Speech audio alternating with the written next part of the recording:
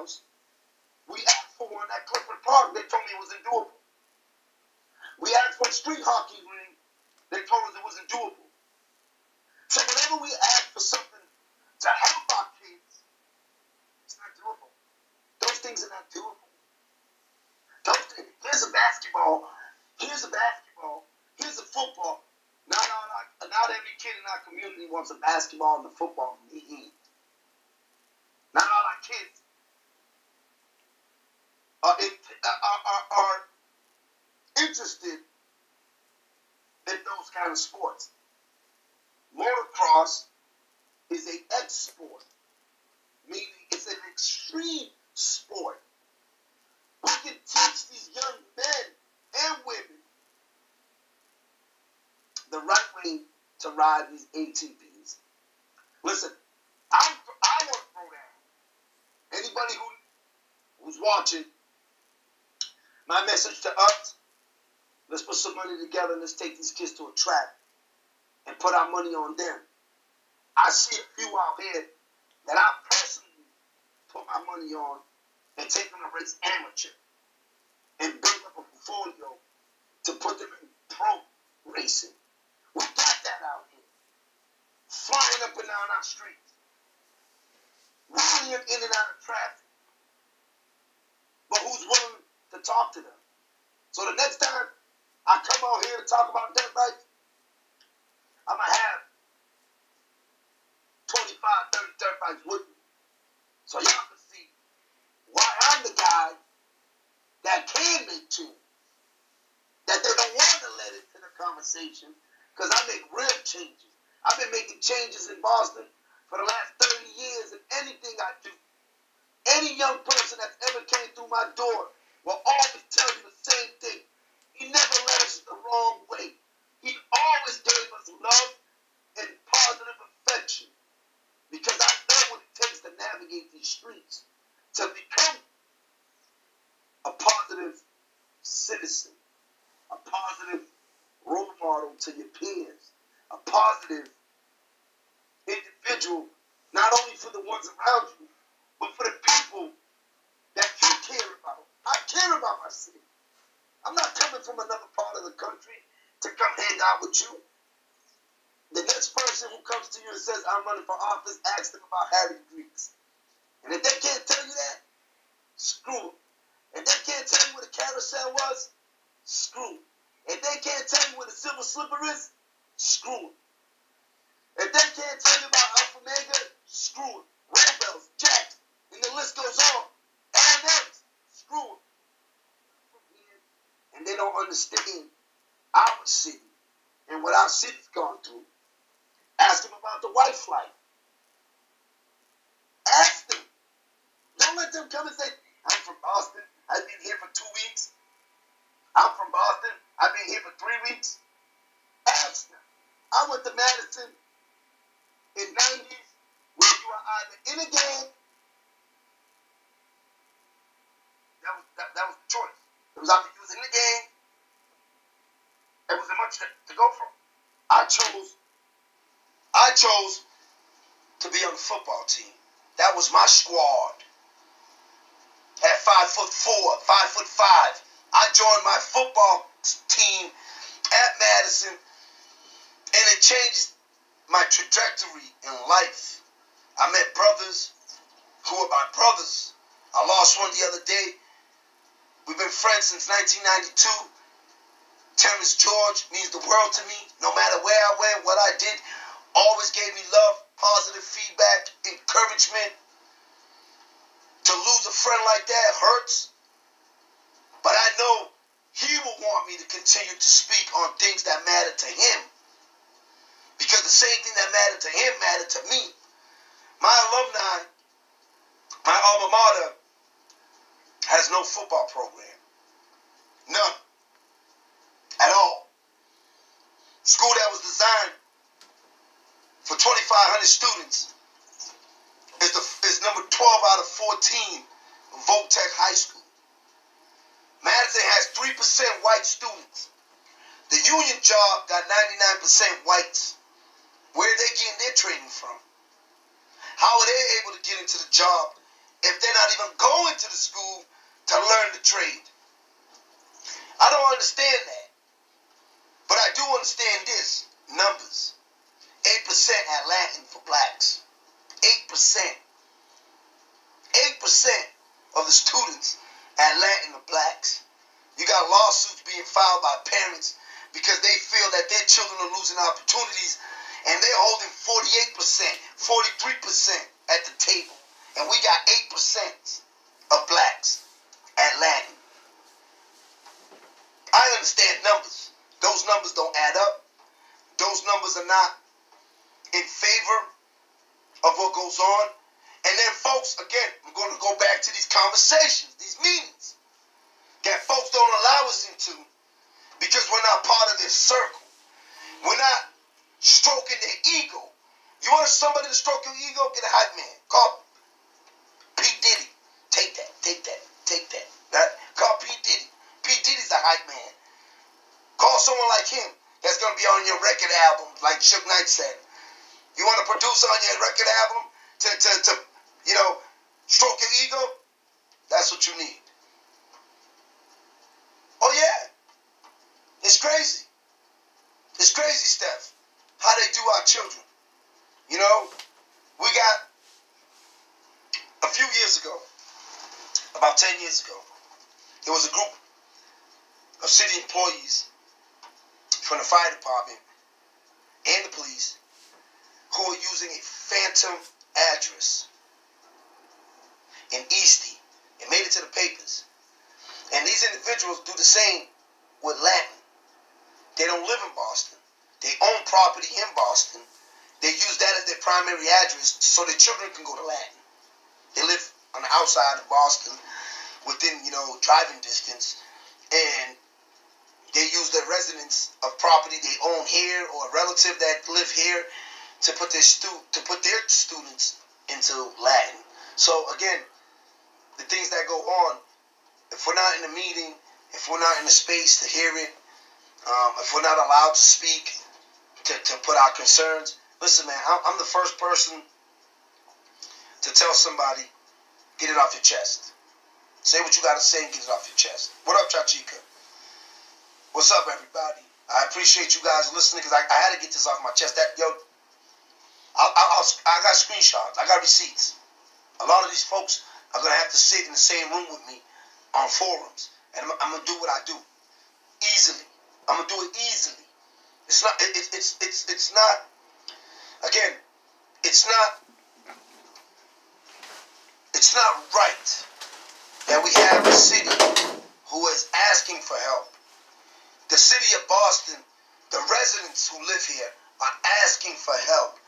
Only a handful receives the help. The other handful are left to tend to themselves. When you call for the services, you don't get it. Folks don't pick up the phone for you. Folks look at you and say, whatever, he's problematic. Domingos DeRosa is a problematic person because I speak on things that you neglect. I speak on things that you push aside.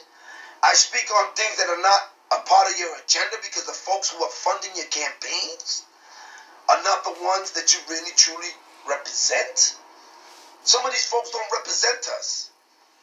They talk about the things that you want to hear, but don't act on the things that you want to see fixed. So, I'm going to get off of this.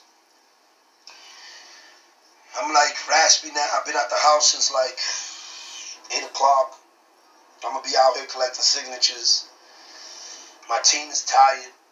I got folks who are volunteering with me who's been meeting after meeting after meeting after meeting, coming up with a strategy, trying to raise money, trying to collect signatures, trying to get more of us involved, trying to make it easier so you can get involved. But I can't do this by myself. I need y'all. I need y'all to tap that link. Send me $10. I can't. I'm gonna shoot shots. And I'm gonna post the receipts. So the BTU sent me a questionnaire. I already filed with OCPF, which is the Office of Campaign and Finances, right, coming out the state. I've already pulled papers with City Hall, so I get this questionnaire. Me and my team go through it like a fine comb. We put all the information we need. We put the supporting facts, because I'm a facts guy. I'm not going to scream and yell at you if I ain't got nothing to support my argument, right? That's what lawyers do, right? Then I get a second email with some criterias. Pull your papers, get the ballot, and raise 20 grand. My camp gets mad at me because I know how it feels to be poor. I know how it feels to live at the poverty line. I know how it feels to work 45, 50, 60, 70 hours a week and still don't have enough money at the end of the week that you got to borrow for somebody and then come back and pay them. I know how that feels. My parents went through it. I went through it. I continue to live through it. What we say, paycheck to paycheck. So I can't ask my neighbors who are struggling through a pandemic, who have been out of work for some over a year. I need you to donate $1,000.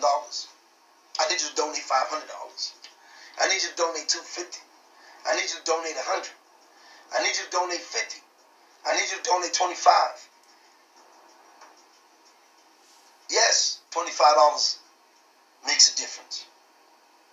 But when you're going against folks who are dealing with folks outside the city, folks who are only investment into the city is in through construction, is in through, their own agenda, you're not going to raise 1.2, 1.3 million. That's what the top candidates for mayors are raising. 200,000, 240, 250 a month. Hundreds of volunteers.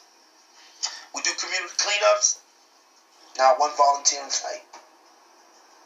Think about that. These same individuals that are running for mayor, when we do a community cleanup in our community, not one volunteer. They show up, take pictures, but not one volunteer. Election season, they got 1,000 volunteers, raising 1.2, 1.3. By the time we get to, let's say, September, some of these folks already raised almost $2 million. Marty left Boston with $6 million. That's how much he had in his campaign fund.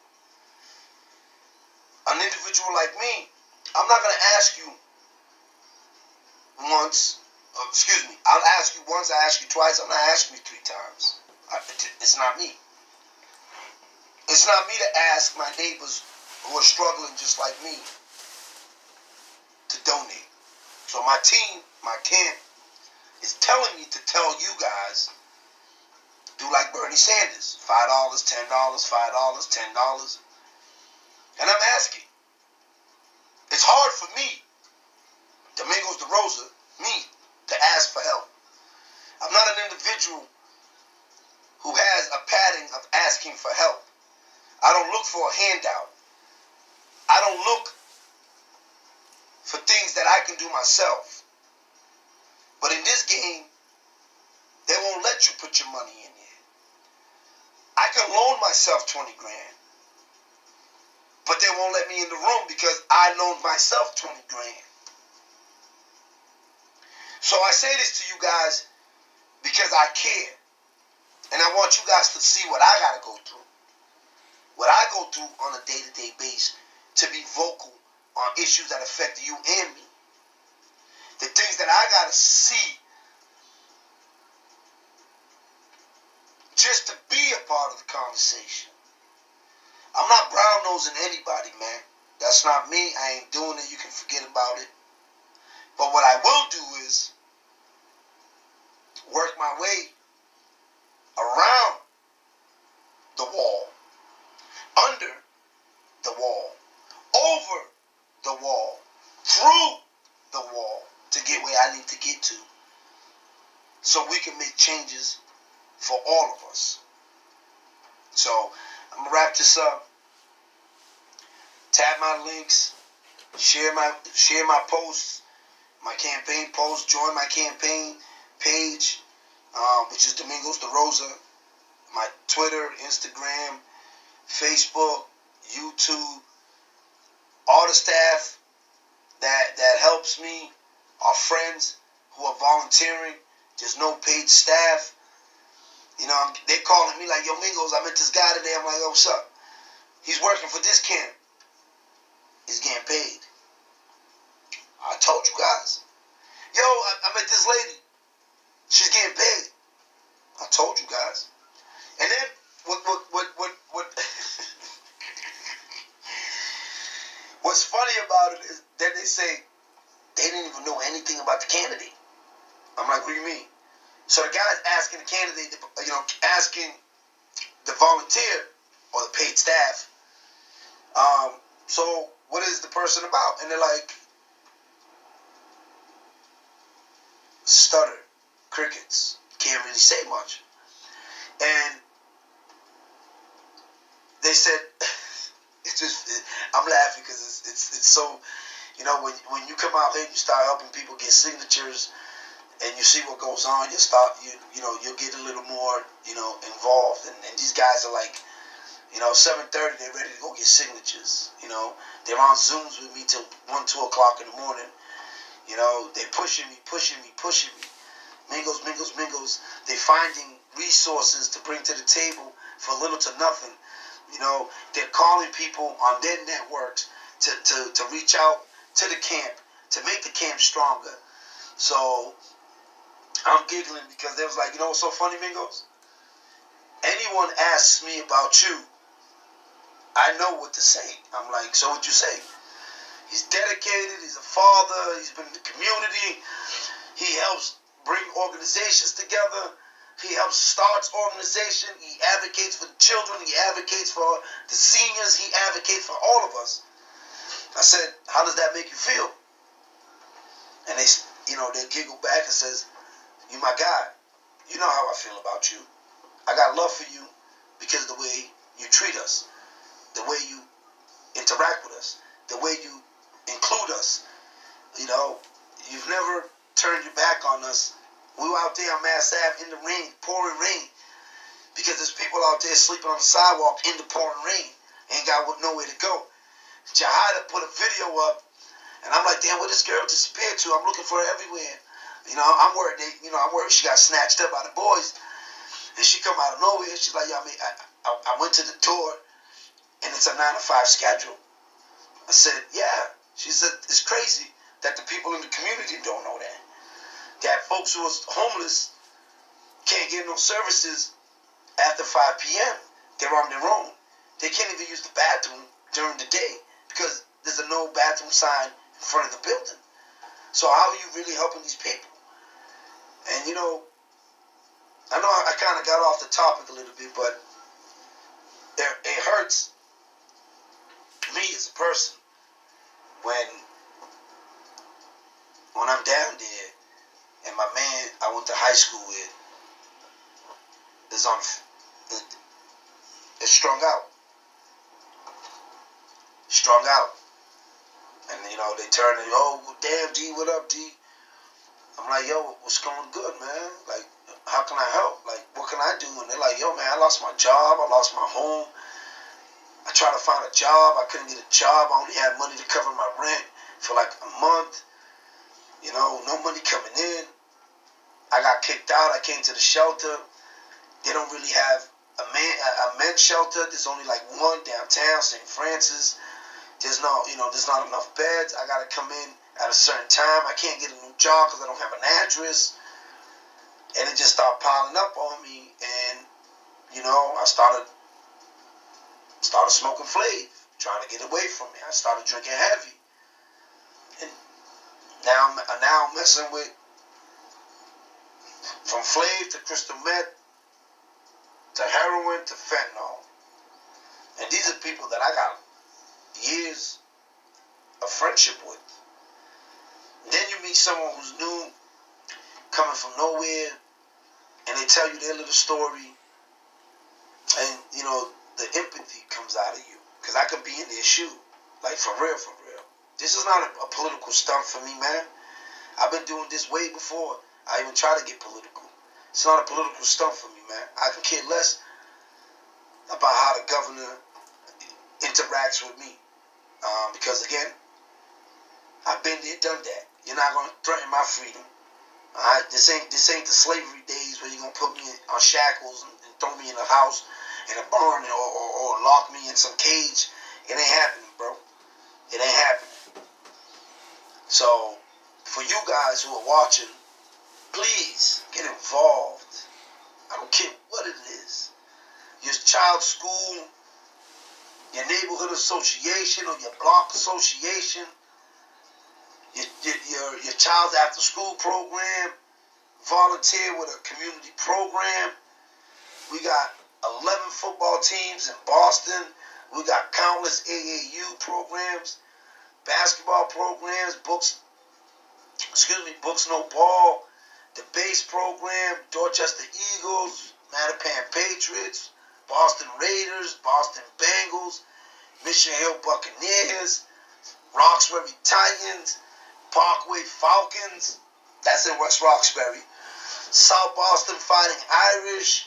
Like, we got all these programs. Your kids want to learn how to ice skate, take them to the skating rink, Jim Rice Skating Ring in West Roxbury. There's one in Hyde Park. There's one at Stony Brooks. There's one at Devon Park in Lower Mills. In New Ponset. The Dorchester Blackhawks run a great hockey program. I got a list of things we can do to support our city. I love when I drive down Washington Street in JP. I'm going to wrap up with this and get off of this. I drive down Washington Street in JP, and there's like 300 kids playing soccer. It was beautiful. Seeing the little ones, and they go up, up in size, up in age. Then I drive down Columbia Road, and our soccer field's empty. That shit's sad, man. That we don't really provide a lot of resources to our kids. I drive by there on a Saturday, depending on the time of the day, there's 100,000 adults out there playing soccer. I drive by on a Saturday morning, there's no kids.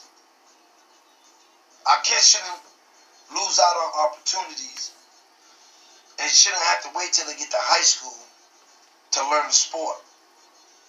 I swam. Shout out to John Juka, Georgie, Cocky Jack, Crazy Jack, Crazy John, Cisco, Ebo, Bosco. I got a list of brothers who taught me how to ride. Crazy John taught me how to ride. He's in a wheelchair. Wound up having an accident on a motorcycle. Told me to be respectful to her. You treat Susie wrong, she'll hurt you quick. He got hurt on a 750 Suzuki GSSR. I'm a Honda guy. My man Papa, who put me on to the Honda. TNU, God rest his soul. And these dudes gave me activities to do, hobbies to do. And we as a community are not giving our children hobbies. I'm not saying all of us, but there's other kids out there who don't want to play football, who don't want to play basketball, who don't want to play baseball, but they want to do off-roads. Oh yeah, Steph. I hear you. The last time I went to Orchard Gardens and we were down there cleaning up, we were finding needles on the soccer field. And the grass wasn't cut. And there was leaves everywhere.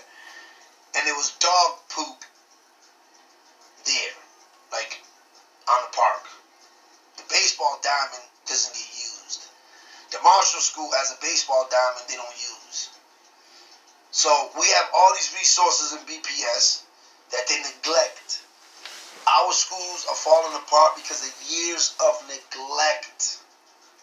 Years of that. Decades of that. But we as a city continue to vote the same people in office who come and tell you, yeah. I'm going to do this. My daughter goes to school in Concord. She's on a bike club. Bike club. You hearing me? They have a bike club where they teach kids the proper way to use bicycles. Look. Her helmet. She can't be in the bike club without a helmet. So, her helmet's in the truck. So when she goes once a week, she takes it with her. So, I'm going to get off of this. Let me see. Hold on, Steph. I don't want to get off of this because okay. Oh, yeah. The needles. Mason School can't even use the playground. Orchard Garden had the kids locked up in the classrooms and had them running around the cafeteria in the gym instead of the playground outside. There's no gates to lock the exterior of the building to protect them during school hours. We had a police stop. A resident sent this to me. They were chasing somebody and they stopped them at guns drawn at Orchard Gardens while the kids were in the playground.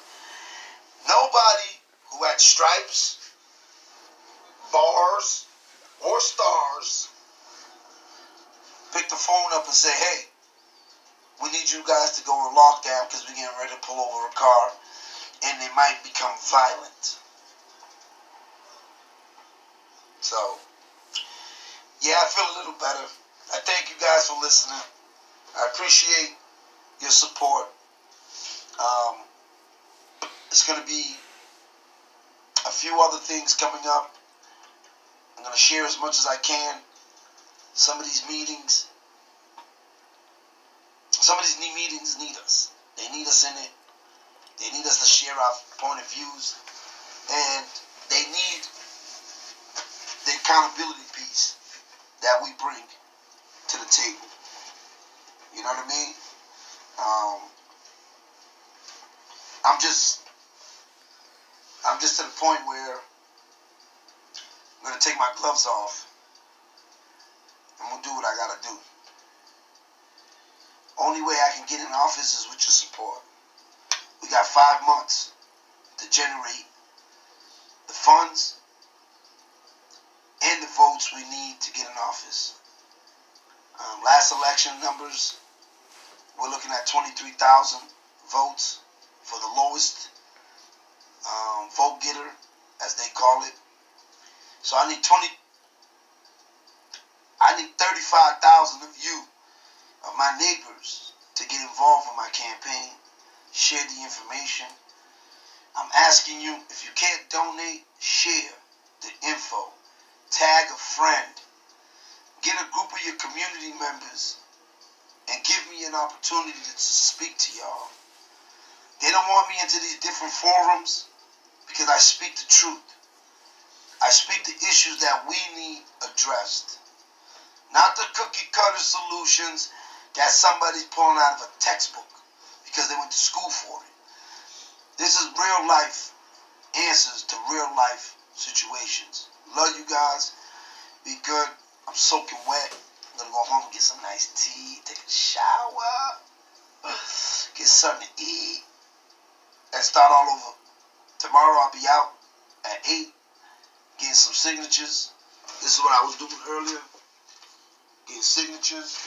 I got clipboards in the back seat. Flyers we're giving out. Sorry guys. Love y'all. Y'all be cool. Alright? Peace.